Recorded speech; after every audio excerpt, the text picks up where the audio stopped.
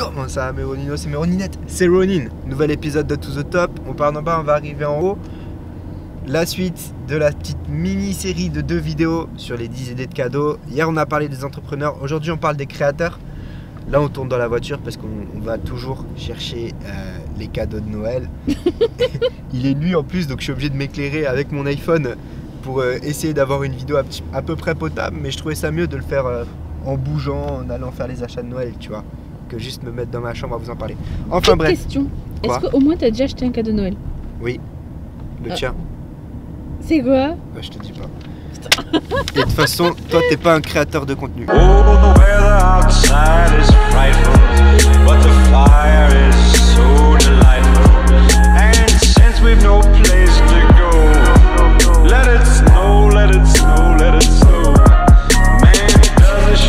Donc la liste que je vais vous faire aujourd'hui, si tu as un copain ou si tu as une copine ou si tu as des enfants qui sont en train qui veulent devenir youtubeurs ou streamers, ils vont avoir besoin de matos. Et puis aussi leur offrir un petit cadeau qui va concerner leur passion, ça va pouvoir leur montrer que tu les soutiens, etc. Et ça fait toujours super plaisir.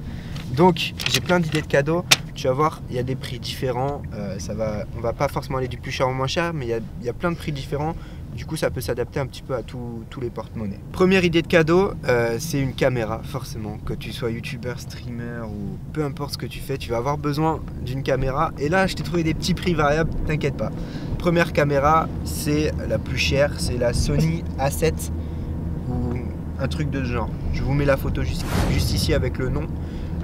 Elle coûte plus de 1000 € celle-ci, elle est géniale, mais elle est beaucoup trop chère. Elle est archi chère. Mais bon, tu sais, il y a des gens, ils ont le budget, hein, donc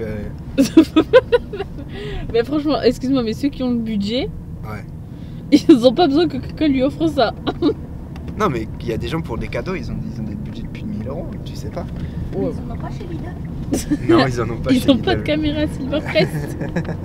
Ensuite, comme autre caméra qui est très bien, très utilisée par beaucoup de youtubeurs, on a le Panasonic GH5 ou Lumix, le GH5, je connais que sur cette version, on l'appelle tous GH5. Donc le GH5, super caméra, plein de youtubeurs l'utilisent, une super qualité. Elle tourne aussi autour des 1000 €, hein, donc on est vraiment sur des caméras haut de gamme. Mais attends, là tout de suite on va passer sur d'autres caméras moins chères. Par exemple, il y a le Nikon D5200, celui qu'on utilise là tout de suite pour tourner cette vidéo. Super réflexe, alors là c'est un réflexe, normalement c'est pas fait pour faire de la vidéo. Mais pour faire des vidéos, moi je trouve qu'il fait un super taf, on a une belle qualité, etc. Il faudra penser à rajouter un micro, parce que sur toutes les caméras que j'ai citées avant, le micro est vraiment pas top. Donc là, le Nikon D5200, on est autour de entre 600 et 800 €, si mes souvenirs sont bons. Donc on est quand même toujours sur de bonnes caméras bien chères, mais t'inquiète, on descend les prix au fur et à mesure du temps. Si tu as un petit budget de 500, enfin petit, si tu as un budget de 400-500 €, il y a le Canon G7X, qui est une super caméra, encore une fois. Celle-là, j'ai jamais eu le temps de l'essayer, mais je sais qu'il y a beaucoup de gens qui l'utilisent et qui en sont super contents. Donc le Canon G7X, c'est une bonne option. En plus, c'est un petit compact. Autre très bonne caméra, ça c'est une caméra que j'ai moi, que c'est Margot qui m'a offerte et que j'utilise surtout quand je fais des vlogs où je sais que je vais beaucoup bouger, que je vais devoir tout filmer moi-même, que je vais avoir personne pour m'aider à filmer, etc. C'est la Canon Legria Mini X, je crois, je sais pas s'il y a le Mini X. La Canon Legria, moi je l'appelle Mini X. Je vous mets la photo juste ici. De toute façon, tous les liens vers les produits seront en description, etc. Donc la Canon Legria, superbe caméra, elle tourne autour des 300 €. Et l'avantage, c'est que tu as 2 superbes micros qui sont directement intégrés sur la caméra. Ils font un super taf, le son est nickel. Si vous voulez voir à peu près ce que ça donne, vous regardez les épisodes que j'ai tournés en Hongrie, je vous mettrai aussi pareil des liens en description. Vous regardez les vidéos que j'ai tournées en Hongrie, c'est exclusivement tourné avec cette caméra. L'image est bien, le son est superbe, donc c'est une très bonne caméra. Autre possibilité de caméra, c'est la GoPro. L'avantage c'est qu'elle est toute petite, ne prend pas de place, elle a une bonne résolution. On a des GoPro qui tournent de la 4K à 30 ou 60 images par seconde aujourd'hui, qui tournent autour pareil des 300 € en fonction de la version de la GoPro que vous prenez. C'est aussi une bonne alternative, mais là par contre le micro est vraiment pas top, donc ça dépend du type de vidéo qui est tournée. En dessous de 300 €, avoir une caméra va falloir ruser un petit peu, et là j'ai trouvé une idée. Donc la seule chose dont tu vas avoir besoin pour utiliser la solution que j'ai trouvée, il faut absolument avoir un téléphone qui va au moins filmer en 1080p ou de la Full HD, qui va être capable de filmer une bonne résolution de vidéo de base. Sinon cette solution ne marche pas. Et la solution que j'ai trouvée, c'est d'acheter des petites... Tu as déjà dû voir ça, Margot, tu sais, les petits adaptateurs que tu peux mettre sur ton iPhone, enfin peu importe sur ton téléphone, c'est sur la caméra. C'est des petits objectifs que tu peux rajouter, tu en as des plus petits, des plus gros, etc. Je sais pas si tu as déjà vu. Bah, si, quand même. Voilà, bah ça c'est une superbe solution, c'est pas mal. Ça permet de zoomer, dézoomer sans avoir à zoomer à l'image, parce que si tu zoomes comme ça sur ton iPhone, c'est pas un vrai zoom et du coup ton image va avoir plein de petits défauts qui vont apparaître. Si tu mets ces objectifs là, ça enlève ces défauts et du coup c'est une bonne alternative. Ça coûte en fonction des marques que tu vas prendre une 50aine d'euros et avec plusieurs objectifs possibles, donc c'est plutôt pas mal. Moi je trouve que c'est une bonne alternative. Autre chose, quand tu fais des vidéos, tu as la caméra, mais comme je te l'ai dit beaucoup, bah, si tu as la caméra, tu n'as pas forcément un micro d'intégrer. Donc il va aussi falloir un micro. Tu peux opter par exemple pour un micro comme celui qu'on utilise là tout de suite et que j'utilise dans quasiment toutes mes vidéos. C'est un micro Rode Video Mic Go. Donc je vous mets la photo juste ici, le lien en description. Il tourne autour des 60 €. C'est un bon micro, il fait du bon taf. Après, c'est pas le meilleur micro du marché, mais il est à des prix abordables encore pour un micro et il fait un son de plutôt très bonne qualité, je trouve quand même. L'inconvénient de ce micro, c'est que pas toutes les caméras peuvent le prendre puisqu'il faut qu'elles aient un espèce de petit rail sur le dessus pour qu'on puisse glisser le micro et le faire tenir à la caméra. Donc l'autre solution, si tu as une caméra par exemple comme l'Allegria qui ne peut pas prendre ce genre de micro, c'est de prendre un micro cravate, donc ce qu'on appelle un petit micro cravate, c'est le micro qu'on branche généralement au col du t-shirt ou de la chemise, etc. et qu'on va relier à un enregistreur. Là, tu en as pour à peu près tous les budgets. Très franchement, j'ai jamais utilisé cette solution, donc je ne saurais pas te dire quel est le meilleur produit, mais je sais qu'il y a beaucoup de gens qui utilisent le Sony. Il y a une version Sony, je vous mets une photo juste ici et le lien en description. Une version Sony d'enregistreur micro qui marche plutôt bien apparemment de ce que j'ai pu voir dans certaines vidéos. Si c'est quelqu'un qui fait des vidéos à la maison, il va avoir besoin plutôt d'un micro sur pied parce que tu as une meilleure qualité. Alors, le micro que j'utilise à la maison, personnellement, c'est un Rode NT1AC ou un truc de ce genre. Il coûte cher, ces micros-là coûtent plutôt cher, ils coûtent dans les 150 €. Donc, on est déjà sur un micro haut de gamme. Mais le son est vraiment nickel et je le trouve nettement meilleur par rapport à ce micro là. Donc si tu as le budget, un micro Rode à 150 €, ça marche très bien. Mais si tu n'as pas le budget, j'ai trouvé d'autres micros sur pied qui marchent très bien, dont j'ai entendu, ou du moins j'ai vu des reviews sur internet qui disaient que c'était de bons micros. C'était des micros à 40 € sur des sites chinois par contre, et je te mets le lien vers ces vidéos là en description. Autre chose dont tu vas avoir besoin une fois que tu as une caméra, c'est un trépied. Tu as la version petite du trépied, ce qu'on appelle le Gorilla Pod, je crois.